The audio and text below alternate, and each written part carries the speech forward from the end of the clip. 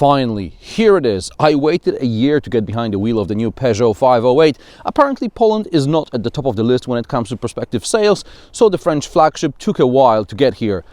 But this only built up my appetite. I mean, look at it. It's beautiful.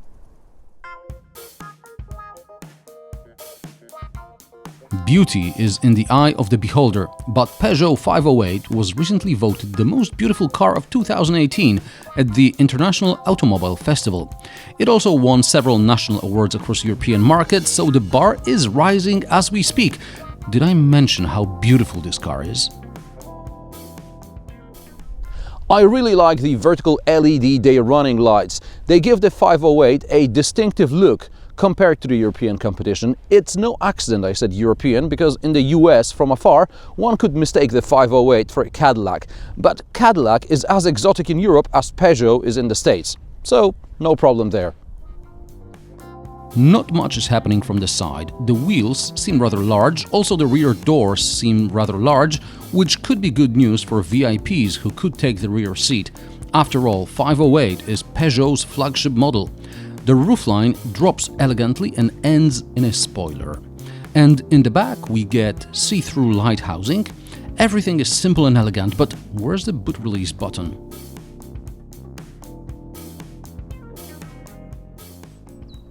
I respect Peugeot for not placing it next to the registration plate, but water and dirt also collects in this crevice here across the middle of the boot lid. Fortunately, this car can be opened and closed, swinging one's foot under the bumper.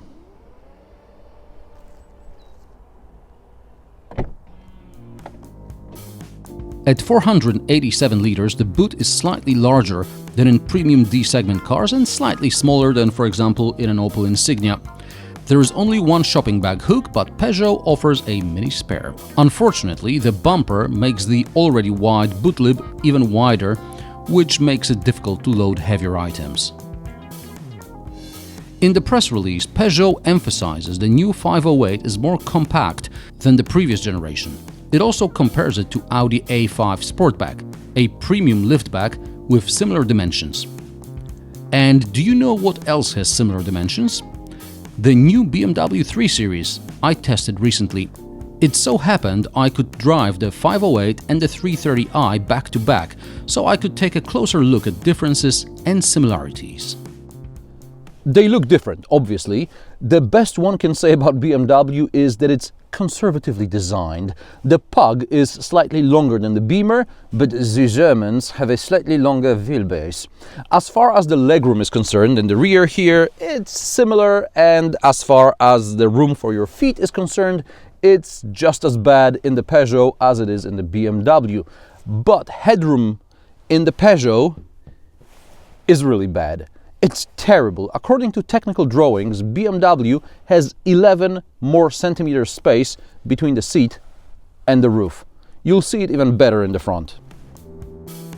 There is an armrest with a small ski hatch. The backrest splits 30-70, so there is no way to fold the entire middle part.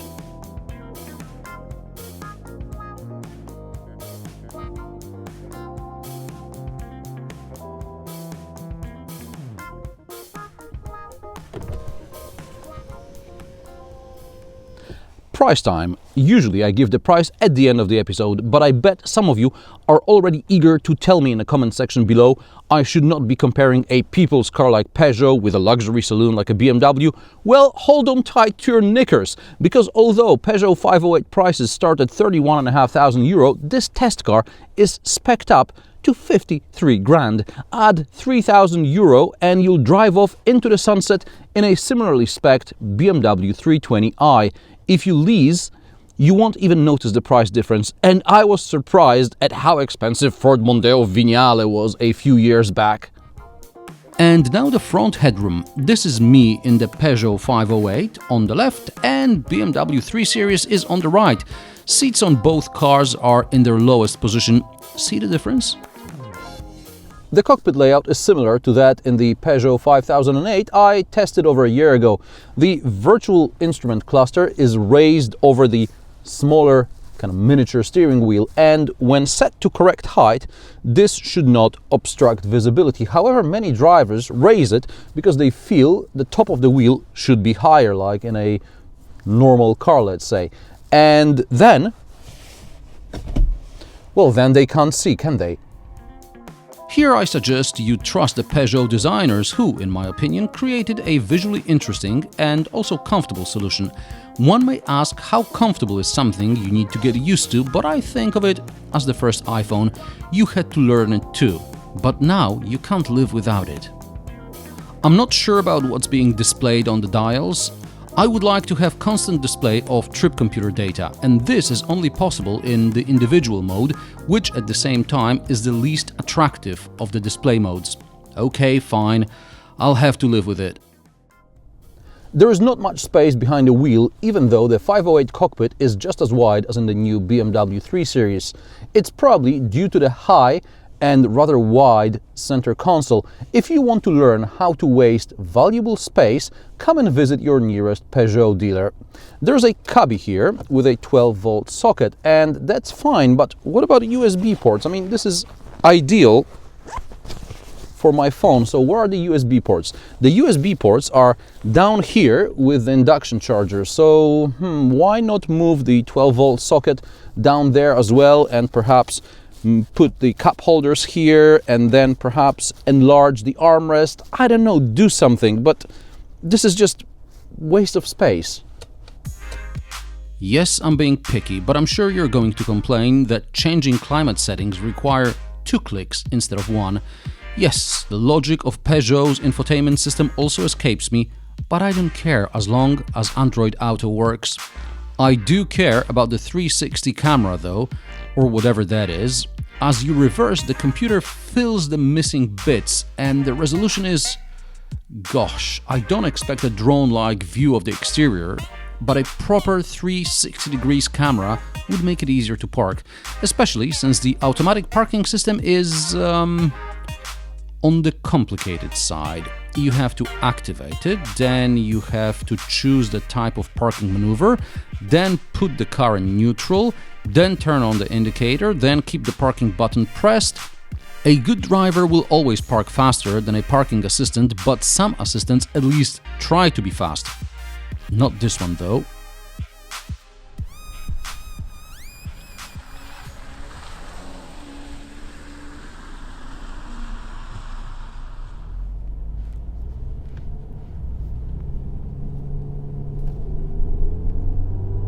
How does it drive?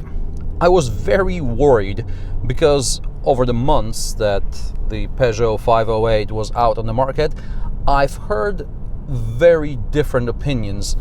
Everything from how great and wonderful this car is, down to it's an old chassis with a new body stuck on it. So I suppose in case of lesser trim levels and less powerful engines, the truth could be somewhere in the middle, but this is the GT trim with adaptive suspension, and it's really good. I was actually pleasantly surprised because despite the 1.6 litre engine, Peugeot 508 has a lot of grunt, the gearbox downshifts when you need it to, and the steering is quick enough. It's not as direct as in some other sports sedans, but it gives you a lot of feedback. It has decent feel. Yes, this is a highly spec'd 225 horsepower GT trim, which explains the price as well as the performance.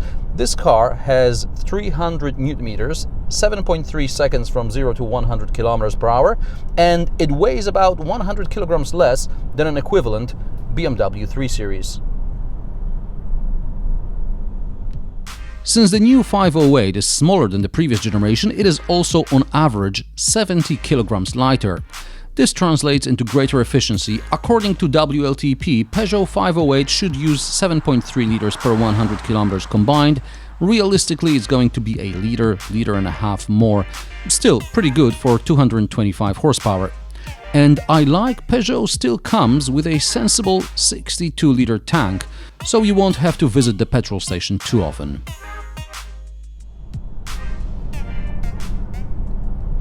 This is the version with adaptive suspension, which absorbs bumps well, and it doesn't give out this thumping noise which is often associated with adaptive suspension. Adaptive suspension is standard on GT trim and all petrol cars, and it's an option with a 2-liter diesel. Soundproofing is quite good. This car that just went by, it was just a quiet kind of whisper. I almost didn't hear it. Now, the cabin is also very well put together. So well that there are no suspicious noises which would annoy me. And it's so quiet, I actually had to set air conditioning to low, to the lowest setting in the auto settings, because auto setting has strong, normal and soft, to to make it more bearable here. That's how quiet the cabin is, okay?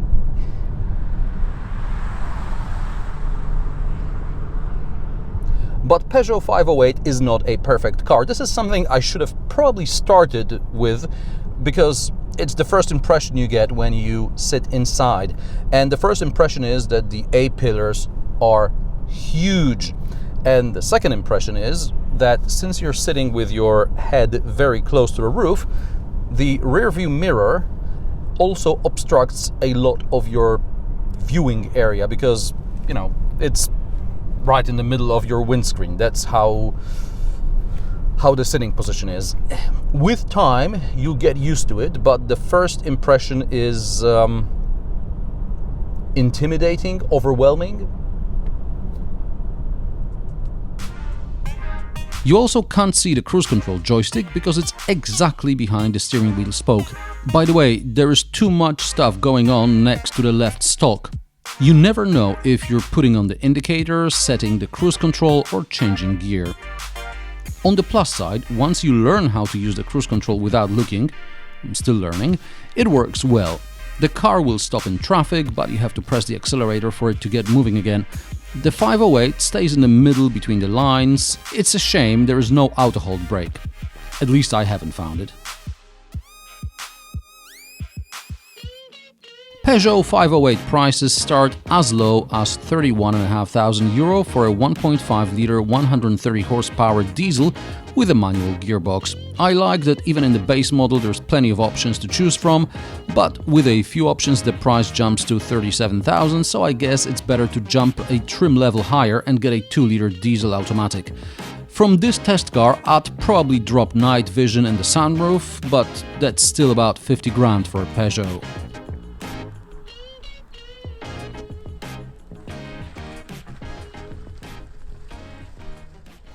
Peugeot 508 is much better than I expected, but it's not perfect. Interesting design and competent handling are not enough to cover up tight and haphazard cockpit layout, especially when you think about how much this car costs.